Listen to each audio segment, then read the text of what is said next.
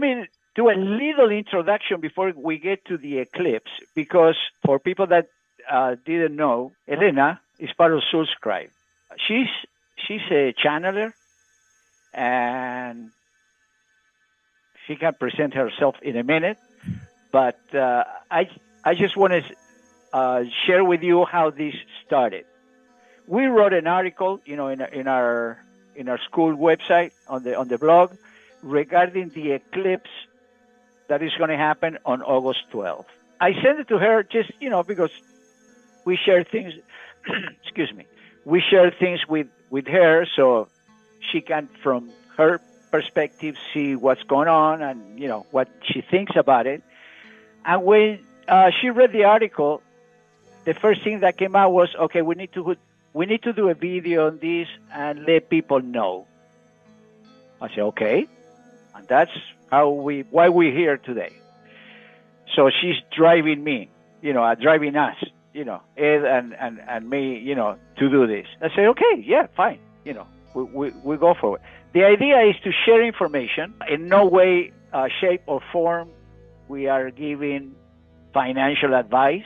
We simply are doing financial analysis through astrology. Okay, so that being said, Elena, please, if you can present yourself, and then Ed, for the people that doesn't know him and doesn't know you, and so we can start. Sure. So I'm Elena Nichai, and we have a company, Soulscribe.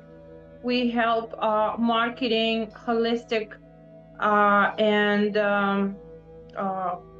healers to promote themselves.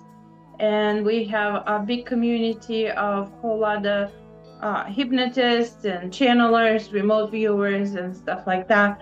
We have directory as well, a magazine and newsletter. And I am doing channeling, hypnosis, remote viewing, and speak to the souls that is on another side. So as well, as we met with Eduardo, we understood that we could sort of help each other when something strange or never been seen or sort of been discovered, and we really want to share with others and see different point of view. So we're all professionals in a very different, wide, open modalities and professions. So as we are looking from one perspective, Eduardo looking from astrology, and it's something come out really, really interesting. So we've been sharing with a lot of information as a future of the earth, finances, even like hurricanes, the weather situation, or just our lives, really families. And it's very interesting when many professionals look in a different ways, and it's come out something more powerful, more interesting. And it's nice when somebody back you up with the things, so you don't feel like alone and scared, because this fear could come in and for no reason, if there is. So you want to always talk to others and see if there is something similar that people can see from their perspective. So that's how we been introduced to each other and continue this wonderful relationship as a different point of view professionals. Okay, and also I failed to mention it. Ed,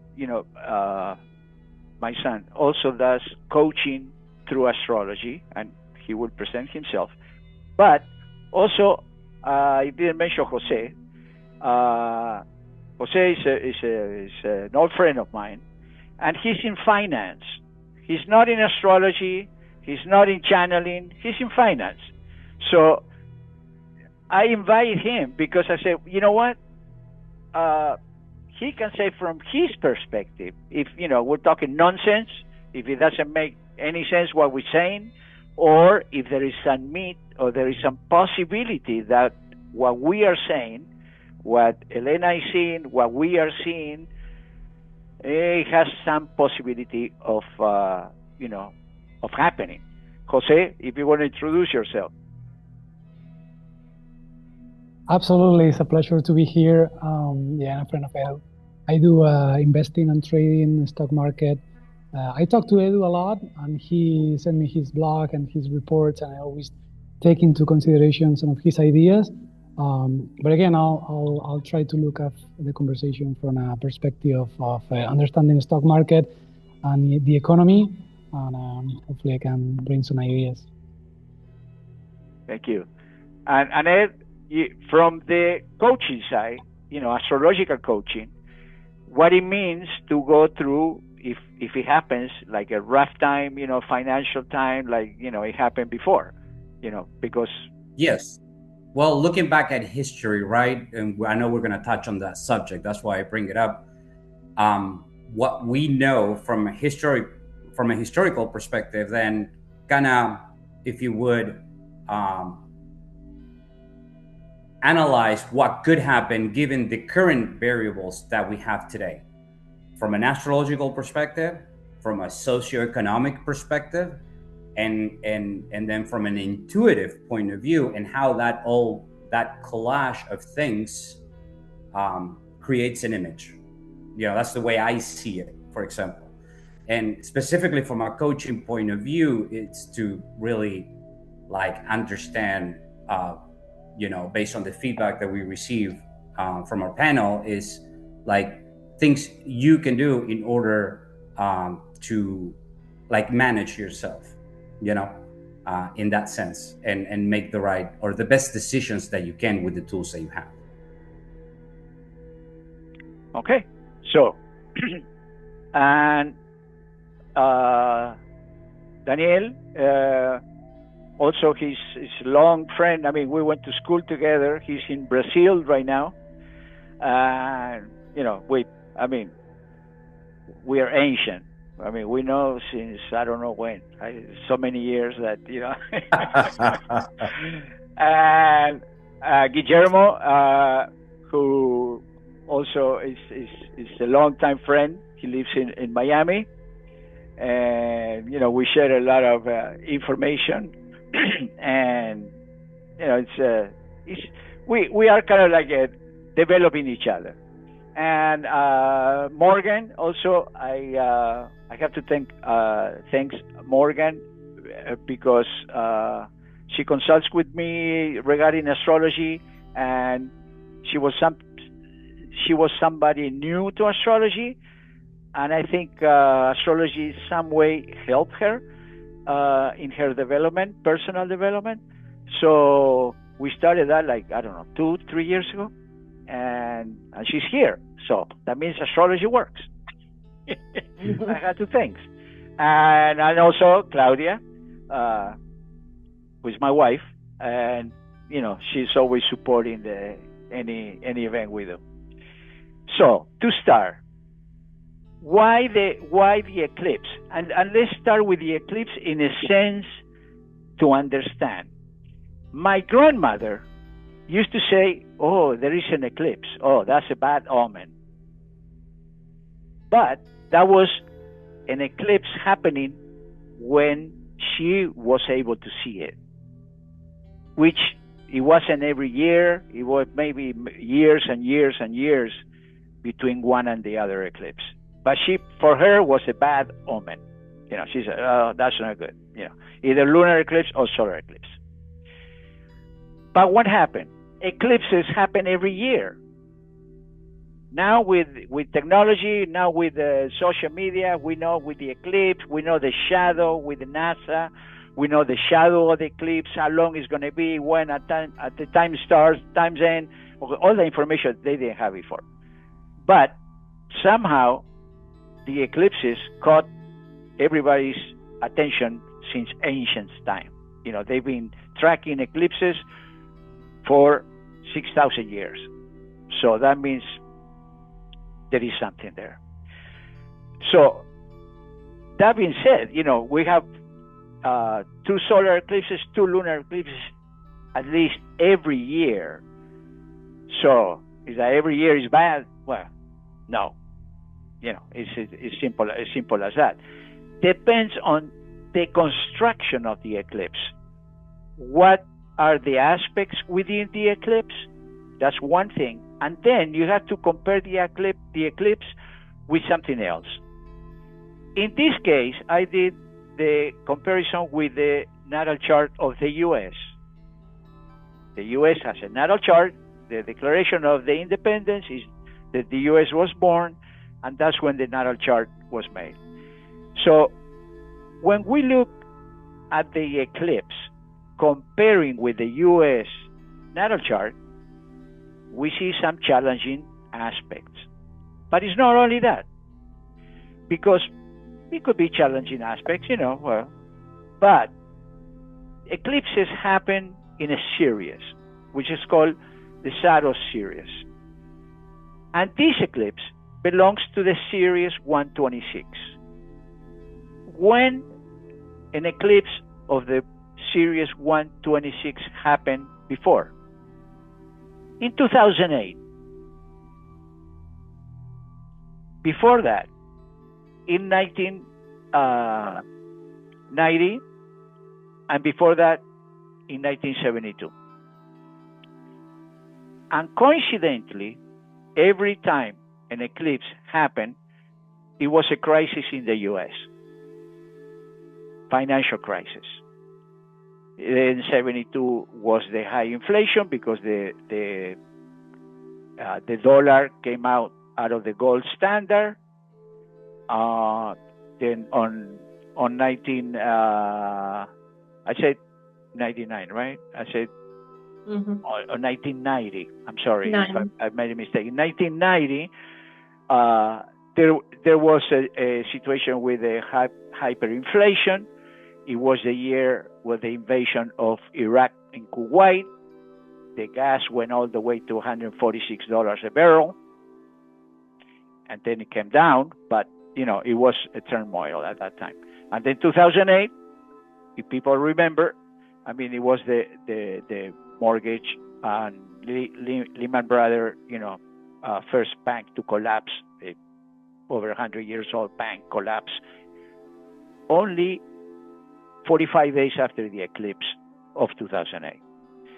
So that's why, we wrote the article, and when I shared with Elena said, "Oh, we need to come out. We have to come out with this. We have to tell people about this. We have to make aware people of that." Now, Elena, just because, one last thing on the eclipses, and then you can mention, what you have to say. Solar eclipses are external manifestations, which is the one we're going to have on the 12th of August. Lunar eclipses usually are internal processes. It's more like, in your head, things that you go through inside. But solar eclipses, that's why we pay attention to this one, are general manifestations. This solar eclipse is going to go through Spain, which is going through some rough time right now.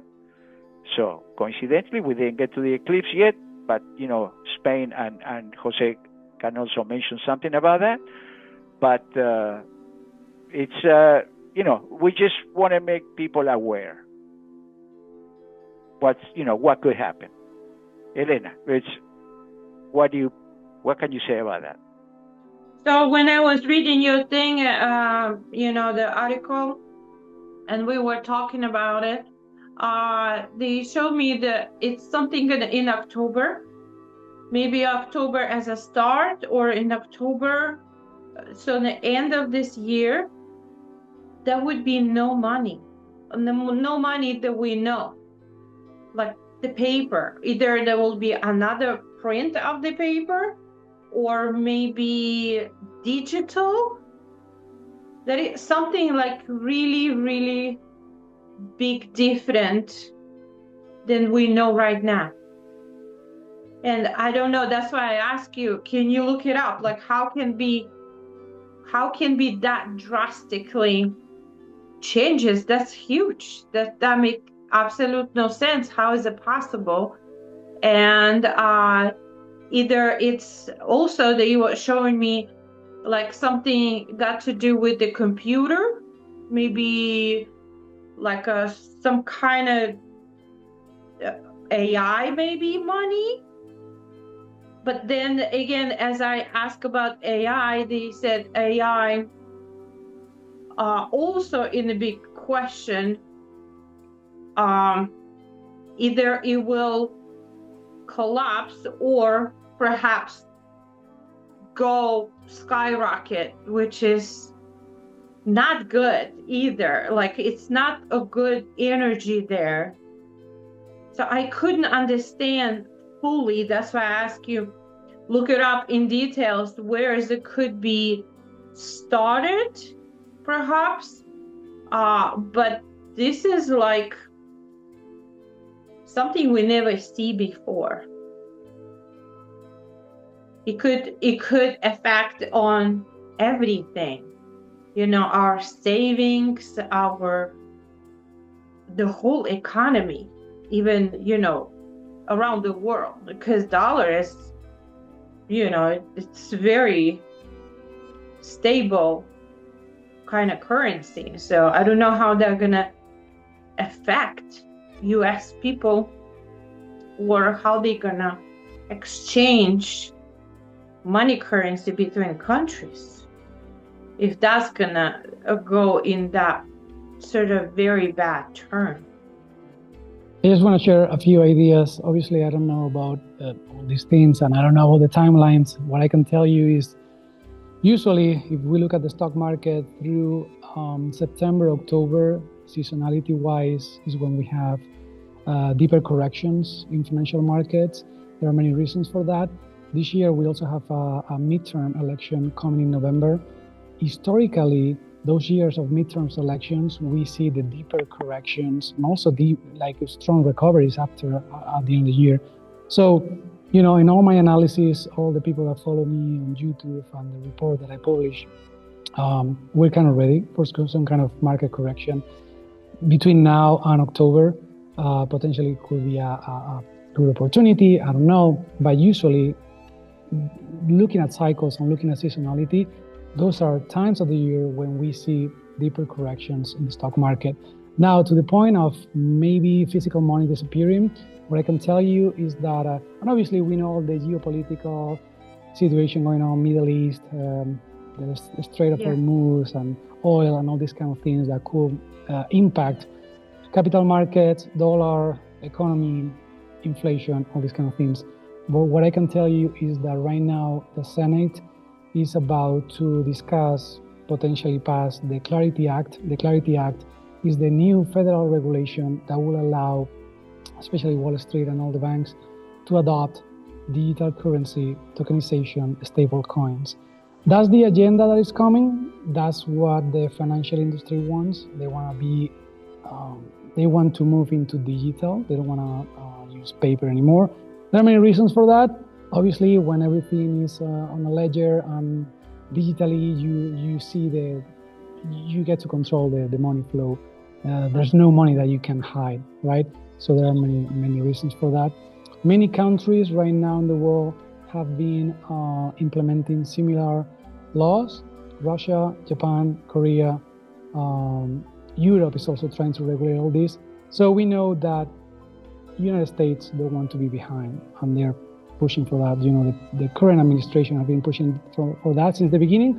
There's been a lot of back and forth in Congress and Senate. That's why that law hasn't been approved yet. because obviously everybody wants to make it work for them, especially the big banks in Wall Street. A lot of rumors say that might be coming in August or September, and that will allow tokenization of every asset. So maybe it's not going to be immediate, but in the next 5 years, the agenda is to move into digital money, stable coins, and all these kind of things. And that's what they're looking into. It's going to happen in Europe, it's going to happen around the world, and obviously international transactions will be running through that new system of digital money. We can get more into, but just wanted to share some ideas. Wow, very interesting. I have a question for you. So when they show me that, they said the currency as right now, dollar, is not going to be the same. It's going to be much lower. I don't know what that means. Like, you know, like maybe between other countries. Well, dollar is being devaluating over time, and to be honest, every country is probably going to devaluate their currencies way more because they don't know how to do it other ways. You know, they need to increase debt in order to keep spending in government, in military, in social projects. They don't know how to run the business of this country or any other country any other way. So most likely the dollar will keep dropping. The current administration, since the beginning, they've been talking about that too, right? Because they want to make U.S. exports more appealing and stuff like that. So that's happening. That's going to keep happening, and eventually we'll see how the dollar keeps going down while other assets keep going up. That's why stock market is making all-time highs this week. That's why everybody's like rushing into gold. That's why everybody all around the world wants to buy like Bitcoin and things like that, because every dollar that you own today will probably be worth less in the future. So all your savings will allow you to buy fewer things in the future, most likely. So that's happening. That's been happening for the last 100 years. Now, it's going to be like a radical change. I don't really know. Most likely it's going to be digital because that's what they want to. That they want to implement. Obviously, there's some kind of economic crisis because of this eclipse or something like that. We can see a bigger impact, right? And bigger devaluations or some kind of like global conflict that makes other countries not to use dollar anymore, right? Yes. For example, last few days we saw Japan doing an intervention of their currency, the yen. The yen, Japanese currency, has been dropping a lot, so they had to do an intervention. Also, U.S. helped them to, let's say, control the price of yens, because otherwise they need to sell U.S. bonds, U.S. treasuries. That would be very bad for the United States. And remember, midterms are coming, so the current administration is trying, in my opinion, to do everything they can to keep the economy strong, markets strong, because that's how they win, right? So, but obviously there are things that we might not be able to control, or they might not be able to control. So I don't know. I think it's going to be interesting. We're going to see a lot of challenges. Obviously, there's something unexpected that happens that impact the world or the country.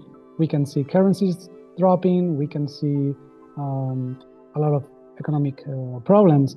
And that will also maybe allow for the implementation of new systems and new ideas. I wouldn't be surprised, because that's what they want to do in the future, right? So who knows? Maybe you need to introduce a problem so you can create a solution. Yes. Yeah, well, that's the famous black swan event, right? That people Correct. talk about when things like that happen. And what I see globally, like there's so many different ways that black swan could happen. Well, before it was more contained, right? Because the world wasn't as globalized as it is today. Now everything is interconnected, way more than even was in 2008, right? And so anything that, something wrong happens, that is not expected on the Strait of Hormuz, for example. And that all of a sudden sends panic out, right? And nobody was predicting that, right? So that something like that could happen. Or it could be an economy. Like we see what you just mentioned about Japan, right? Right now they've been able to like intervene, but what happens when you can't, like something happens where you're not able to manage, even though you intervene, right? So that's what I see. Like, it's just the concern is like there's so many. It could come from so many different directions. It's hard to predict. And yeah, on at top this of point that, is going to be probably some kind of surprise, most likely. Because, for example, for this second half of the year, there were like a few macroeconomic factors that were kind of risky. You know, like the war. The war obviously could be an event that could end pretty bad. Like, for example, if the oil prices keep being elevated, that will bring inflation and that could bring a lot of problems. They had to increase rates, the Federal Reserve. So there are many things that we don't know. Right now, it looks like they might get to a deal or something, but we don't really know. So all I can tell you is that historically, before midterms elections, there are some corrections. September, October usually are the candidates for like weaker markets. And obviously there are many forces that want to get to that election looking very good, but there are also many forces that want to get to that election looking pretty bad. So everything's possible. Well, and the last thing I'm going to add to this is, and I shared this with my dad the other day, the CEO of Shell actually came out a few days ago talking about diesel. And there's a problem on the supply chain for diesel right now because companies, because of the conflict in the Middle East, switch over to jet fuel production. So that impacted the diesel production. And I was like, well, if you think about it, what do you use diesel for? Pretty much everything. That's how the food gets to your store. You know what I mean? That's how gas gets to the gas station, is with diesel. So it was very compelling. And also it's because I heard that through some other channel, that the CEO of Shell came up and said that it was in Yahoo Financials, a couple of days ago. And I was like, I never considered that actually, because no one ever talked about it from that perspective until this article showed up. And I was like, oh, right. Since the conflict started, I've never thought about diesel. I just thought of gas as a thing in general, right? But when you look at the components, you're like, oh, shoot. Yeah, diesel is very important, in that sense. So I don't know. It was just the timing of it. It was just strange for a CEO to actually come out and say that there could be an issue with that. So that was it. That's all I wanted to share. I have a question going back, because I understand, Jose, what you were saying, all the variables and how this fits into that. Now, my question goes back to 2008. Why they could not prevent 2008 from happening, or it was let happen? I don't really know about that, but obviously it's kind of complicated. It was a different world. I don't think we're in the same situation. In 2008, the levels of debt, in institutions and banks were huge, and nobody really knew what that was, if the debt was good or bad, if someone was going to pay at some point. Markets were also pretty high. The moment the Federal Reserve started increasing rates, obviously everything started to show true colors. So a lot of people fear that, and now we just had a few months ago, we just had a new president of the Federal Reserve. So that always brings some kind of uncertainty, right? But what everybody's fearing right now is that if oil prices keep being high, obviously that has ramifications, as Ed was talking about, in every industry and food products and everything. The Fed might have to start increasing rates. If that will happen, most likely we'll see some kind of financial impact, because once you start increasing rates, think about that. The access to capital is more difficult, right? For you, for companies, for everybody. If you want to buy a house, it's going to be more expensive. If you want to buy a car, it's going to be more expensive. If you're a business and you need to get a loan, it's going to be more expensive. So that usually brings economic contraction. So a lot of people fear. Wouldn't the existing debt also go up if that happens? Wouldn't the existing debt that people carry would also go up? Because in some cases. So a lot of people fear that a lot of people were actually thinking that we were going to have some rate increases in July, and that's why there was like some kind of correction in the stock market. If you look at the chart of S&P 500 or Nasdaq, a lot of people fear now that that's going to happen in September, October. If that will happen, I think we will see some kind of economic contraction. But right now we don't know, so I don't know. Just need to wait and see. But obviously, if we see the geopolitical conflict escalating and oil prices are really, really high, we can see some kind of intervention by the Federal Reserve, and that will mean problem for everybody. Well, okay. Like I said, we look at originally from the astrological perspective, right? And the natal chart, the houses point where the energy is going to impact. And in the U.S., the impact is going to be between House 8, which is the house of shared resources. We're talking about investment, credit, debts, joint capital, and money. And the opposite of that is the income house, which we have Pluto there. And Pluto is kind of like brings something new. It's a death and regeneration of that. So when Elena was saying like a different money, it really doesn't. I cannot picture something different, either electronic or paper, other than the dollar, for example. Even if it's electronic, it's going to be the electronic dollar. So at the end, electronic or paper is dollar. But something different, completely different, I don't know. I mean, I'm going to go back to 2002, 2003 in Argentina with the collapse of the dollar. And actually, some of the bigger provinces, they start printing their own money to pay their employees.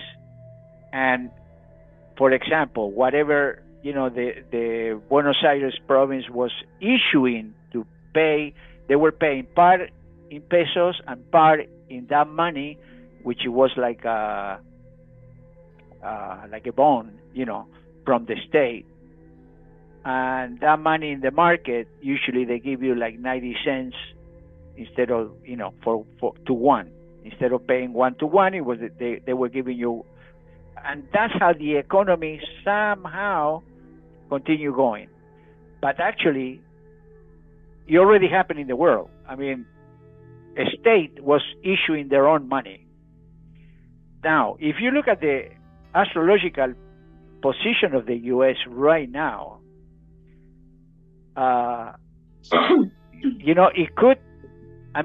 it could point to something like that. Can for example, Texas start issuing the Texas money?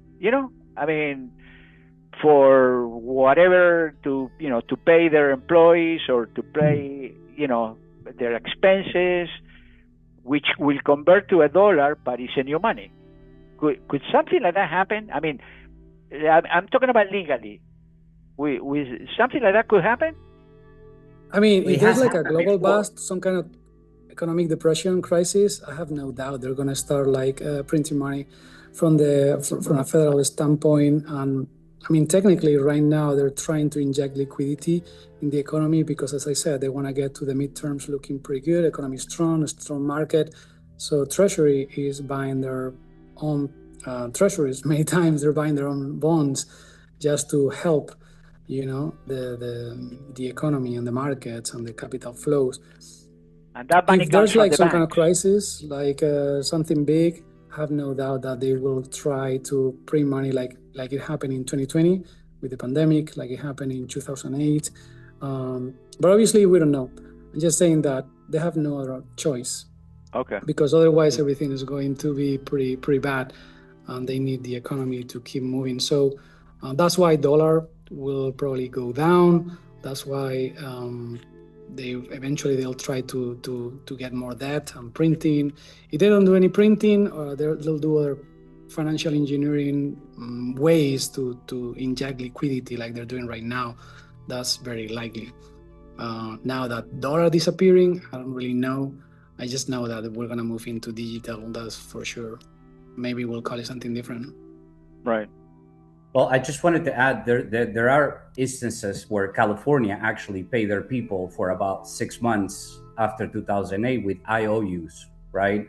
They exist. It's a legal process, which is what they did in Argentina as well. So and it was done also before in other instances. So there is history of that existing. Now, is it the IOU, Texas, California, and all that? Obviously, I don't know, but the IOU process does exist, and people. I want to share some thoughts really quick. I might need to move to a different room.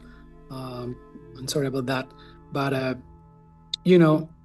something that I've been talking to Edu for a while is, if you look at the history of the last 100 years, right now we are in a cycle that is very similar to what the world saw 100 years ago. Think about like 1920 to 1930.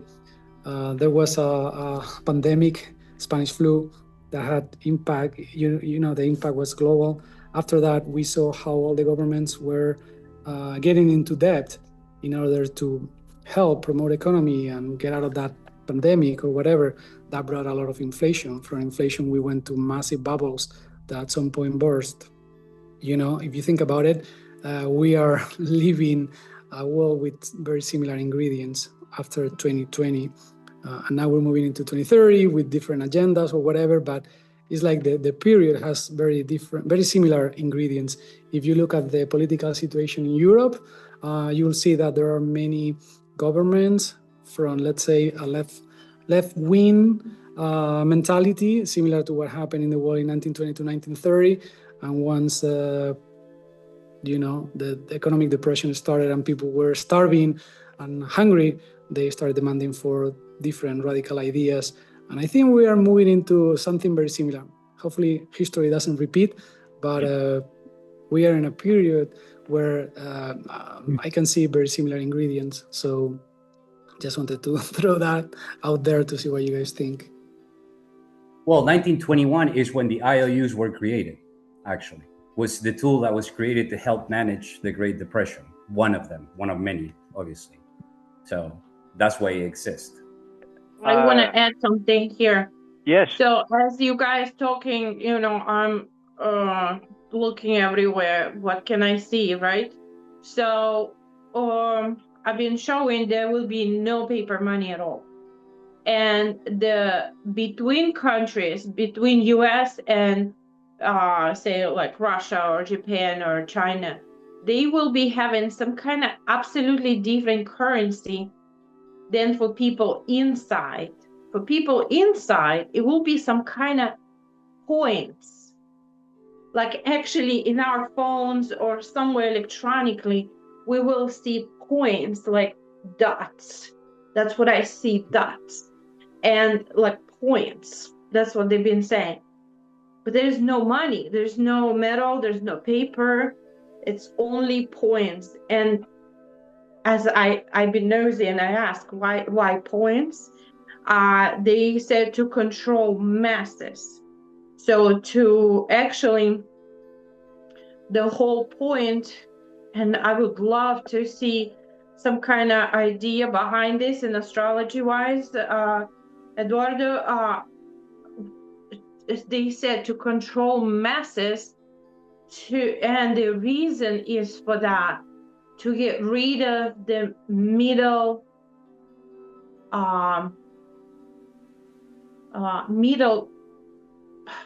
how's that saying, like the poor people, the rich, and the middle class. That's the word, middle class. So they want to actually get rid of fully, but I don't see that happen quick, right? Maybe a year or two, maybe 3, until 2030 maybe. For some reason there is middle class, will disappear. It'll be only poor or only rich on the territory of US. And that's got to do also with the oil, with the difference of money, because example, if someone have $10,000 on them account, after they change to the points, it will be 2,000, but they will be in points. And that way, nobody will have anything to say, sort of deal. And of course, there is fact, absolutely everything. Is it something like that? There are many agendas with rumors about something like that, some kind of credit score like China is doing. Yes. And that's one of the systems that they could implement. I don't know, but imagine something like that, right? Like there's economic crisis. They send you some financial aid, 100 points, and you need to spend it. You need to spend it on the official channels. And if you don't spend it, the money disappears or, goes away or expires. If you don't behave well, maybe they take your money from you or they take points, something like that. There are many discussions around that. In China, they're doing something like that. In Europe, potentially there are some discussions about it. Maybe something like that is coming. I don't know. Well, I hope not. That would be very, yeah, I know, right? That would be very easy to control levels of people. Of course, yeah. Yeah. And that's why there's a push for digital currencies. Because think about this. I mean, still today, there are many countries and also in US, and think about South America or Africa. Yeah. Most people don't have a credit card, don't have a debit card, don't have a bank account. They don't exist for the bank. Yes. Right? So you want to introduce everybody who is not in the bank in a system, let's say a banking system, right? And from there, you want to know what happens with all the money. If you take some money from your pocket and you give it to your neighbor or to your kid or to your whoever, nobody knows where the money is. Same happened with a gold coin, right? Nobody knows where the gold coin is. But if you send me $1 in Bitcoin or, the digital dollar, there's a registry, there's a record. We know where the money went. Well, today we have Cash App, Venmo, right? All the apps where people send money. They try to tax that. Obviously, there was a lot of pushback on it, especially for the gig works, because that was the big, there's a big drainage in there, in that aspect. So it's you can see slowly towards moving that direction, right? Which they already have in China. Yeah, usually in the past, you will go to a store and when you wanted to use cash, they will give you a discount. In South America, because the push is to get people into digital, I've seen countries where they actually give you a discount if you pay with a credit card or digital instead of cash. And that's because there's a government push for digital. You want to get everybody in the system, everybody who is not in the system. So we know those are things that are coming for everybody. Think about this: if you're if you are a government employee, you might get paid in that digital money, right? So you need to spend it. You have to pay your taxes in that digital money. Like so many people say, I'm not going to get in the system. I don't think you're going to be able to escape from the system. Everybody's going to be in the system. And if you want to get money, you'll have to go through the system. If you are outside the system, you might be an outlaw and you might be a criminal, right? So nobody can escape from that, most likely. Yes. Well, and then from an astrological perspective, that you mentioned something about that too, right? With Pluto, I think on the second house, you said, right? Yeah. So you want to expand on that a little bit? Well, I mean, there are several things in the US. That's why this is so interesting, because we have Neptune position, like when it was the war between the North and the South. Neptune is past that position right now. You're talking about the Civil War. The Civil War. North and the South. The North and the South. The Civil War. Pluto returned,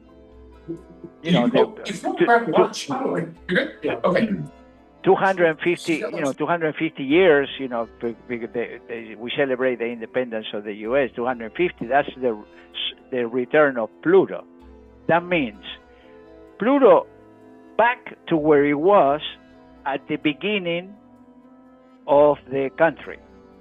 Of the U.S., But coincidentally, when that happened in England, it was when U.S. got independent. So the England Empire fell down. Also, the Spanish Empire and the Portuguese Empire.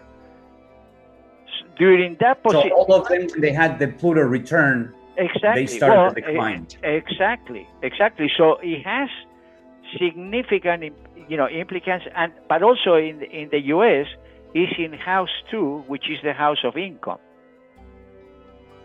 against House 8, which is debt, financial markets and all that. So that's why it's so interesting, because there are a lot of things happening right now in the U.S. and we know that the U.S. economy is the one that drives, the most of the economy in the world. So, well, that's why we're looking from the astrological point of view. It doesn't say, astrology is not going to tell you, oh yeah, the money is going to change, or no, a transformation is going to happen. Mm-hmm. It is happening. Yeah. But probably it's happening and we don't know about it. I mean, probably people are working on something that we don't know yet, but they're already working on it. Artificial intelligence, when it came out 2 years ago, I mean, they've been working on that for 10 years. But actually, we saw it, 2 years ago. But they've been working on that for years. And it began in 1950, by the way, which exactly. I had no idea. When I started looking at the history of AI, I'm like, this existed in 1950. It's just that it was in the infancy stages. It was only in labs, in universities, that they were talking about this, not outside of that. So people were not even privy to it. We didn't have cell phones. Think about that. And they were working on it, right? Well, I mean, I guess that the overall message, if you want, is there. We put it there. I mean, we don't know what's going to happen, but we just mentioned correlation between the eclipse that is coming and the same cycles that happened before and the impact, on the U.S. economy. So I don't know. Unless somebody else can want to add something more. Yes, I have. Okay. I have a question, guys. Go ahead.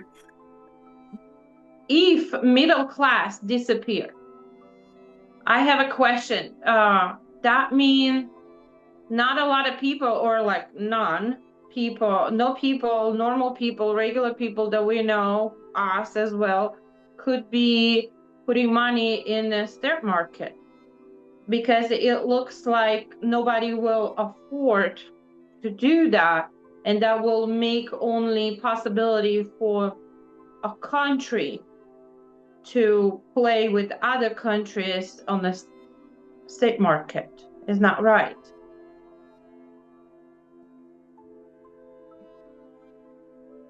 Well, yeah. I don't think I follow the question on my end. Sorry.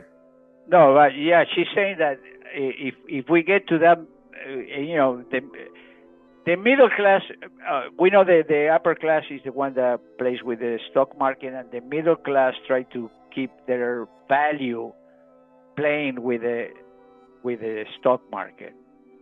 Yes. But she's saying that probably just get people out of the stock market, and countries will be the one paying into the stock market instead of people. Could be. I mean, it's a possibility. I mean, we've seen, for example, I know here sounds strange, but we've seen the decimation of the middle class in many countries in the last 30 years. Argentina being one of them, obviously, because we know it the most, but you can look through, Europe. Look at Europe. Everybody forgot about Greece. what happened in Greece, what Greece is today, what's happening around other countries, Germany, what they're going through, you know what I mean? So it's just that you have not seen it here, but it has happened already in many places, So it's, and people are in those areas less and less, well, not to talk about obviously Latin America, because there's very, very little where people get involved in the stock market. It's only companies and governments that really are involved. It's not like here, but yeah, I mean, you could see the model, like, when you look, that's why you got to look at other points of references to kind of understand what it is, even though I guess the reason for the message is like broaden your view, right? Research, learn, and understand. And I think from a coaching perspective, this is a period. We're going into a period, because remember, this is not a day, right? People need to understand that. Yes. It may be a kickoff of something, but this progresses, this energy progresses through months. And then there are consequences of that then go beyond the period, which usually is 6 months, right? But they go beyond those, because you can see it in 2008, for example, 1990, right? The 1972, for example, when this happened. I think it's more of attend the garden that you have, prepare it, in case there's a lot of rain, so it doesn't flood, it doesn't kill your plant. Yes. You know what I mean? It's like attending your garden, don't expand. I think, in my opinion, that's what I think. For me, at least that's what I'm sharing, is my opinion, is attend what you have. I don't think it's the moment to expand. The moment to expand will come. I think, even though with everything that's going on, there's always opportunities. There's always opportunities for different things. I just think that right now is more of a make sure what you have, it's on solid ground. I guess that's my thought on it. I want to share some ideas. Can you hear me? Yeah. Yes. The destruction of the middle class has been happening for a while, and it's happening through currency debasement. If you think about that, through inflation, for example, and currency devaluation, salaries are not increasing at the same rate of food prices, housing, services, right? So that means that your acquisition power is smaller over time, right? So we've seen that for the last 15, 20 years. Salaries are increasing a little bit, but inflation is increasing way more. Prices usually go up, don't come down, especially like services. You never see a doctor lowering his service prices. You don't never see a professionals lowering their prices, never, ever. But you see salaries increasing just a little bit, right? So that is making you poorer today than 15, 20 years ago, right? So that's why in so many countries, people, especially young people, can access to a house, can access to the same things that their parents were able to buy. So that is happening. That's why, educated people, many people that understand this, try to have assets that increase at a higher rate than, let's say, inflation and currency devaluation. Because if you think about it, in the last few years, between inflation and currency debasement, because they are increasing debt constantly, they are devaluing dollar, euro, all the currencies, let's say between 8% to 12% is the percentage of money that you're losing every year between inflation and currency debasement. So that means that unless your money is making you more than 10, 12%, you're losing money every year just for having money in the bank, right? So that's why so many people are investing in the stock market. That's why the stock market is so high right now. Apart from good earnings from companies and AI and sales and all that. That's why so many people have been buying assets like gold, silver, Bitcoin, digital assets, houses. So that's what's going on. I don't think it's going to slow down. I don't think it's going to stop. If anything, it's going to accelerate, because we know that governments need to increase spending and get more debt. And if we have some kind of, at least from now until 2030, 2032, 2035, I think that if we have some kind of economic crisis, governments will go back to printing, increasing debt. I don't think they're gonna allow for a systemic reset. Maybe yes, I don't know. That's so many people are talking about that. So that means that they most likely will see this bubble increasing more. Anyway, some ideas. Okay. So just so you know, like money is gonna be worth less over time, most likely. Yeah. Yeah, I agree, 100%. Yeah, that's why assets, it becomes the, no, I don't want to call it safe haven, but it's like the safe haven for the dollar, you know, for the cash, if you would. So it looks like if somebody would ask, you know, who have money in accounts, should they keep those money, or put it, which place would you guys recommend to put it, to save it in case of No going financial to? advice. We got to make sure no financial advice, just opinions, right? Yes, that's true. That's true. Yeah, they need to do their homework. I think I just share some ideas. Just need to go and look into, you know, what might work for you. But just think about that, like $100 10 years ago will allow you to buy more things than $100 today. Oh, right? yeah. So you need to think about that because it's gonna get worse in that sense. Think of the supermarket. I get 3 things is $75. Before it was 35, $30. Yeah. No, I'm seriously. You know what I mean? Yes. No counting the reduction of the sizes. Okay. Yeah. Because Well, that's another inflation. No, you buy. That's another inflation that you don't see it in the price, but you see it in the quantity of it. Like, the typical example is the box of cereals, right, or chips for that matter. So. Yeah. Well, I'm going to ask everyone if I say, what about if we do this in October, like middle of October, and we talk about what we spoke today and where we are in October, because it will be interesting.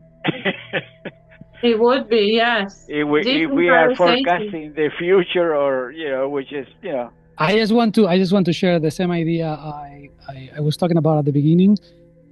Through seasonality, September, October, we usually see some market corrections, and then you'll see a lot of headlines selling you fear and panic and market crash and all these kind of things.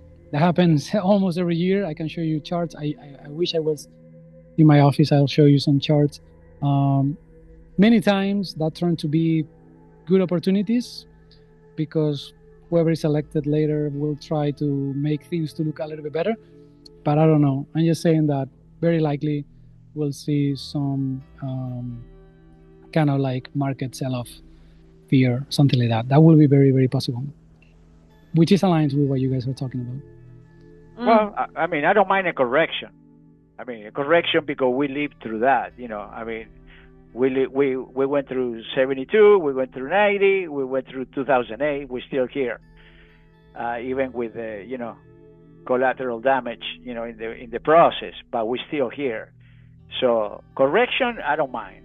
I'm optimistic, so I don't know. I can't tell you the magnitude, how deep and how bad it is. I'm really optimistic. So just That's like good. Showing you what the seasonality charts will show me if we're talking about September, October. Okay.